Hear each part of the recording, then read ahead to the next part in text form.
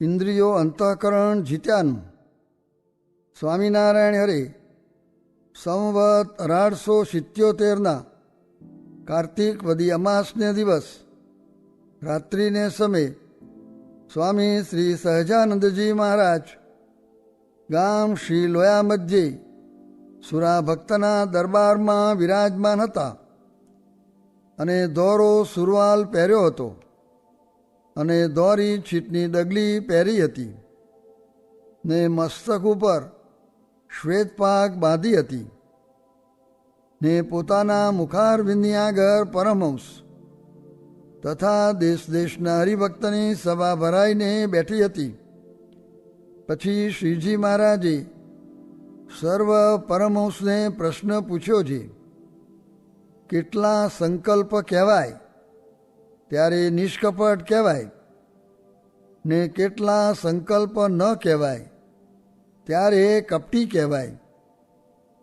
પછી પરમહંસવતે એનો ઉત્તર ન થયો. ત્યારે શ્રીજી મહારાજ બોલ્યા છે, પંચ વર્તમાન સંબંધી પોતામાં કાચપ હોય ને તે પોતાથી વિચારે કરીને ટરતી ન હોય તો તે કાચપ જેમાં ન હોય એવા જે સંત તેને આગળ કહેવું અને કોઈક સંતનો અવગુણ પોતાને આવ્યો હોય તો તે કહેવો તથા ભગવાનના નિશ્ચયમાં અનિશ્ચયનો ગાઢ થયો હોય તે પણ કહેવો ત્યારે તે નિષ્કપટ કહેવાય. અને એ માહેલો સંકલ્પ થયો હોય ને તેને જે સંતની આગળ ન કહે તેને કપટી જાણવો. પછી વળી શ્રીજી મહારાજે પ્રશ્ન પૂછ્યો છે, એવો કપટી હોય ને તે ડાયો હોય તેને કેવી બુદ્ધિ એકને ઓળખીએ? ત્યારે એનો ઉત્તર પણ પરમહંસને ના આવડ્યો. ત્યારે શ્રીજી મહારાજે કહ્યું છે, એ તો એમ ઓળખાય છે એનો સહવાસ હોય ને ખાધે પીધે બેઠતે ઉઠતે ચાલતે હાલતે પોતા ભેરો રહેતો હોય ત્યારે પોતે તેની ખબર રાખે અને પોતાથી નોખો પડે ત્યારે પણ બીજા માણસ પાસે તેની છાની ખબર રખાવે ત્યારે તેનું કપટ ઓળખ્યામાં આવે. પછી વળી શ્રીજી મહારાજે પ્રશ્ન પૂછ્યો છે, દંભે કરીને વર્તમાન પારે ને દંભે કરીને ભગવાનનો નિશ્ચય રાખતો હોય ને તે પોતે બુદ્ધિવાળો હોય ને માની હોય તે પોતાના વર્તમાનને ને પોતાના નિશ્ચયને બીજાના સાચા વર્તમાન ને નિશ્ચય તેની આગળ અધિક કરી દેખાડતો હોય ત્યારે તેને એમ કેમ કરીએ છીએ એનો દંભે કરીને વર્તમાન ને નિશ્ચય છે. ત્યારે એ પ્રશ્નનો ઉત્તર પણ પરમહંસ વતે ન થયો. ત્યારે શ્રીજી મહારાજ બોલ્યા છે, એની પ્રતિષ્ઠાનો ભંગ થાય ત્યારે એનો દંભ કરાય નહીં તો ન કરાય. અને વળી શ્રીજી મહારાજે પ્રશ્ન પૂછ્યો છે, ભગવાનનો નિશ્ચય તથા વર્તમાન તે બેમાંથી કેવો ગાંઠ હોય તે પાડે અને કેવો ગાંઠ હોય તો પણ ન પાડે. અને તેનો અવધિ હોય તે કેવો છે, ક્યાં સુધી એ ગાંઠ રહે તે ધર્મમાંથી પાડે ને ભગવાનના નિશ્ચયમાંથી પાડે. ત્યારે એનો ઉત્તર પણ પરમહંસ વતે થયો નહીં. ત્યારે શ્રીજી મહારાજ બોલ્યા છે, જે ગાંઠને ટાળ્યાને જતન કરે તો પણ ટરે નહીં. એવો જે કાંઈક ધર્મપારામાં અયોગ્ય ગાંઠ રહેતો હોય અને તે ગાંઠ 15 દિવસ તથા મહિના સુધી ના થાય અને વળી કોઈક દિવસ પ્રગટ થઈ આવે, એવો જે ગાંઠ તે ધર્મમાંથી પાડે અને એમ જ ભગવાનના નિશ્ચયમાં પણ જાણવું. અને જે ગાંઠ થયો ને તેને વિચારે કરીને ટાળી નાખે ને પાછો ફરીને તે ઘાટ થાય નહીં, એવો જે ઘાટ તે બેમાંથી પાડી શકે નહીં. અને વળી શ્રીજી મહારાજે પ્રશ્ન પૂછ્યો છે, સત્સંગમાં દ્રઢ પાયો કેનો થાય ને કેનો ન થાય? પછી એનો ઉત્તર પણ પરમહંસને ના આવડ્યો. ત્યારે શ્રીજી મહારાજે કર્યો છે જેમ દત્તાત્રેયે પંચભૂત, ચંદ્રમા, પશુ, વેશ્યા, કુમારી, પોતાનો દેહ ઇત્યાદિ સર્વેમાંથી પણ ગુણ લીધા.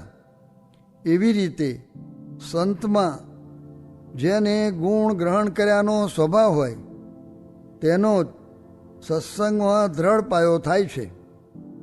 અને જેને સંતમાં ગુણ લીધવાનો સ્વભાવ ન હોય તે સત્સંગમાં રહ્યો છે તો પણ એનો દ્રઢ પાયો નથી. પછી વળી શ્રીજી મહારાજે પ્રશ્ન પૂછ્યો છે, સંત તથા શાસ્ત્ર તથા પોતાનો વિચાર એ ત્રણેય હોય ત્યારે અતિશય ઇન્દ્રિયો અંતઃકરણ જીતાય કે એમાંથી એકેવાનું હોય તો પણ જીતાય? અને જો એમ કહેશો છે એ ત્રણેયવાના ભેરા હોય તો જીતાય, ત્યારે સંત પાસેથી કેવી યુક્તિ શીખવી અને શાસ્ત્રમાંથી શું યુક્તિ શીખવી અને પોતાને વિચારે કરીને શું યુક્તિ શીખવી તે કહો. ત્યારે એનો ઉત્તર પણ પરમહંસથી થયો નહીં. ત્યારે શ્રીજી મહારાજ બોલ્યા છે, શાસ્ત્રે કરીને તો ભગવાન તથા સંત તેનું મહાત્મા સમજવું અને સંતથી એમ શીખવું છે જે રીતે સંત ઇન્દ્રિયોને જીત્યાની યુક્તિ બતાવે છે આવી રીતે નેત્રની દ્રષ્ટિ નાસિકા ઉપર રાખવી તથા ગ્રામ્ય વાર્તા ન સાંભળવી ઇત્યાદિ જે યુક્તિ તે સંતથી શીખવી અને તે સંતે શીખાવી જે યુક્તિ તેને પોતાને વિચારે કરીને પોતાના કલ્યાણને અર્થે સવરી સમજીને માનવી અને તેમ વર્તવા લાગવું. એમ ત્રણેય વાનાએ કરીને ઇન્દ્રિયો અંતઃકરણ જીતાય છે. અને તે પછી વળી શ્રીજી મહારાજે પ્રશ્ન પૂછ્યો છે, ઇન્દ્રિયોને જીતે અંતઃકરણ જીતાય છે કે અંતઃકરણને જીતે ઇન્દ્રિયો જીતાય છે?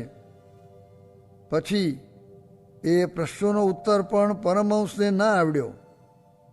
ત્યારે શ્રીજી મહારાજે કર્યો છે, બાહ્ય ઇન્દ્રિયોને દેહ દમને કરીને જીતે અને દેહ દમને કરીને બાહ્ય ઇન્દ્રિયો જીતાણી હોય તો પણ 5 વર્તમાનના નિયમમાં દ્રઢ થઈને રહેતો હોય તો બાહ્ય ઇન્દ્રિયો જીતવે કરીને અંતઃકરણ જીતાય, પણ એકલે અંતઃકરણને જીતવે કરીને બાહ્ય ઇન્દ્રિયો જીતાય નહીં.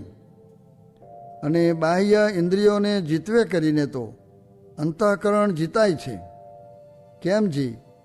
જો બાહ્ય ઇન્દ્રિયોને જીતે ને વિષયમાં પ્રવર્તવા દે નહીં ત્યારે અંતઃકરણ માહિલી કોરેથી નિરાશ થઈ જાય છે, જે આ દેહ કરીને આ વાત બનવાની નથી. અને તે પછી શ્રીજી મહારાજે પ્રશ્ન પૂછ્યો છે, બાહ્ય ઇન્દ્રિયો શાણે કરીને જીતાય ને અંતઃકરણ શાણે કરીને જીતાય? પછી તેનો ઉત્તર પણ પરમહંસને ના આવડ્યો.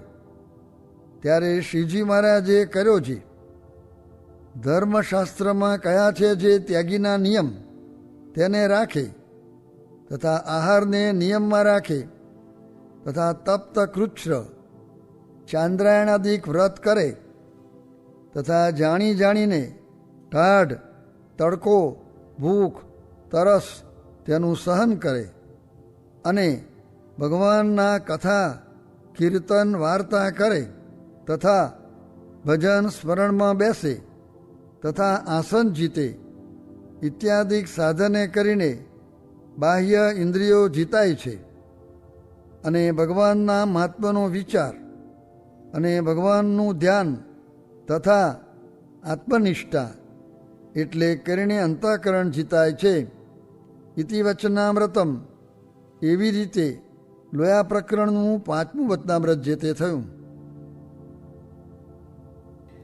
શિક્ષાપત્રીમાં કહ્યું છે જે પોતાના બ્રહ્મચર્ય વ્રતનો ભંગ થાય એવું વચન પોતાના ગુરુનું પણ ન માનવું. તેમાં એમ સમજવું જે સ્ત્રી, દ્રવ્ય, સ્વાદ, સ્નેહ, માન ઇત્યાદિકનો જોગ થાય અથવા ધર્મ, જ્ઞાન, વૈરાગ્યાદિકને ઘસારો આવે એવું વચન માનવું નહીં. અને સત્સંગની પ્રથામાં તો આજ્ઞા મુખ્ય છે. તે ઠેકાણે તો એમ સમજવું જે બહુધા રુચિ અનુસારે જ પ્રેરે છે ને પ્રેરાય છે. ને સનકાદિકને જોડીએ તો ન જોડાય, ને મરીચ્યાદિકને મુકાવીએ તો પણ મૂકે નહીં. ને ભરતજીને વિઘ્ન થયું તો પણ પાછા સ્મૃતિએ ઝાલ્યા.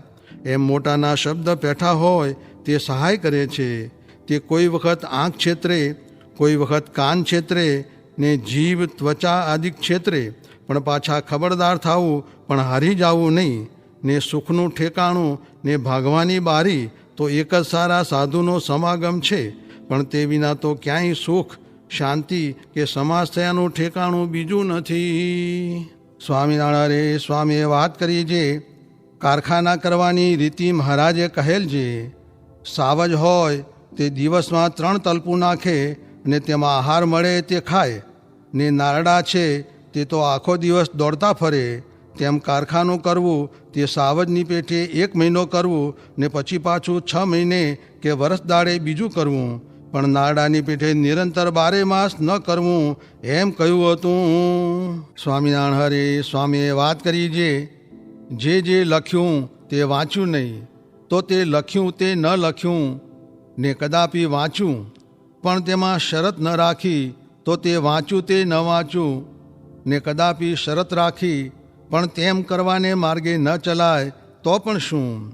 માટે રજ તમ ન હોય ને સત્વની પ્રવૃત્તિ હોય ત્યારે સ્થિર થઈને સ્થિર મને વાંચીને મનનો તપાસ કરવો તો તે સમાસ કરે. તે મનના તપાસનું કહ્યું છે જે શબ્દ સર્વે જુદા જુદા પોતાના ઉરમાં લેવા ને તપાસવા, ને એમ થાય છે કે નહીં તેનો તપાસ કરીને એમ જ કરવું. સ્વામિનારાયણ હરે સ્વામીએ વાત કરી જે પૂર્વનો સંસ્કાર હોય પણ ઉતરતો સંગ મળે તો સંસ્કાર ટળી જાય. ને 100 જન્મે સારો થવાનો હોય તેને રૂડો સંગ મળે તો તરત સારો થઈ જાય. સ્વામિનારાયણ હરે સ્વામીએ વાત કરી જે ભગવાનના ભક્ત થયા છે ને પંચવર્તમાન પાડે છે તે તો પ્રકૃતિ પુરુષથી પર જઈને બેઠા છે. સ્વામિનારાયણ હરે સ્વામીએ વાત કરી જે ડોશીઓને સાધુએ વાત ન કરવી એવો પ્રબંધ બાંધીને કહ્યું જે હું ભગવાન છું તો તેનું કલ્યાણ કરીશ. માટે ગૃહસ્થને મા, બહેન, દીકરી ને સ્ત્રી તે 4 વિના બીજાને વાત કરવી નહીં, નિકર તેને માથે કોઈ કલંક મૂકશે તેથી વિમુખ થશે ને દુઃખ આવશે. સ્વામિનારાયણ હરે સ્વામીએ વાત કરી જે સત્સંગમાં કેટલાક લાંબો પગ કરીને સૂતા નહીં, તથા મટકા જીતતા, તથા ખંજોળવું નહીં, તથા પ્રસાદીનું પણ ગળ્યું ચીકણું ખાધું નહીં, તથા સંકલ્પ થવા દીધા નહીં, એ સર્વે કઠણ વાત છે. ને એ રસ્તે કોઈથી ચલાય નહીં, ને તેને મનુષ્ય ન કહેવાય તો પણ તે જ્ઞાનીની બરોબર ન કહેવાય.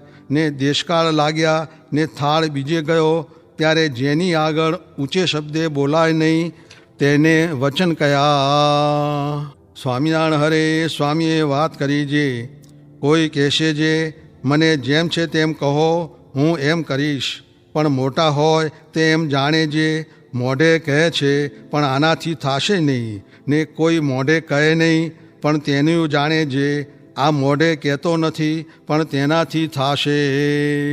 સ્વામિનારાયણ હરે સ્વામીએ વાત કરી જે ભગવાન રાખવામાં 2 દુઃખ છે જે ખાવા ન મળે ને માર પડે તે તો અમારી વારીમાં હતું, ને હવે અવિદ્યા હતી તે તો નાશ થઈ ગઈ છે, ને મારતા તે પગે લાગે છે, ને કેટલાક કુળે સહિત નાશ થઈ ગયા. હવે તો ક્યાંય જાયગા નથી એટલે સત્સંગમાં અવિદ્યા આવી છે. તે માહોમાહી વેર કરે છે, ને મળે તે પણ ગરાશની પેઠે મળે છે, ને કોઠારી તથા ભંડારી એ બે સાથે વેર તે કાંઈ સાધુનો માર્ગ નહીં. સાધુનો માર્ગ તો ક્ષમાશીલા, ધૈર્યશીલા, બોધને નિપુણાહા એ સર્વે છે, ને આકુતિ ચિતિ ચાપલ્ય રહિતા નિષ્પરિગ્રહાહા એ છે. માટે મોક્ષને માર્ગે ચાલ્યા છીએ તે શ્રેયાંસી બહુ વિજ્ઞાની, તે 100 વાતો સાચવીને ભગવાન ભજવા. શિરાપુરી ખાય બને રહે પઠીએ, આવત માહોમાઈ કે લઠાલઠીએ, એમ ન કરવું. સ્વામિનારાયણ હરે સ્વામીએ વાત કરી છે, મોટા સાધુ હોય તેની આ દેહ કરીને સેવા કરવી ને ચકચૂર કરી દે તો રાજી થઈ જાય. તે ચકચૂર કરે તે પણ મરતી મરતી કાન હલાવે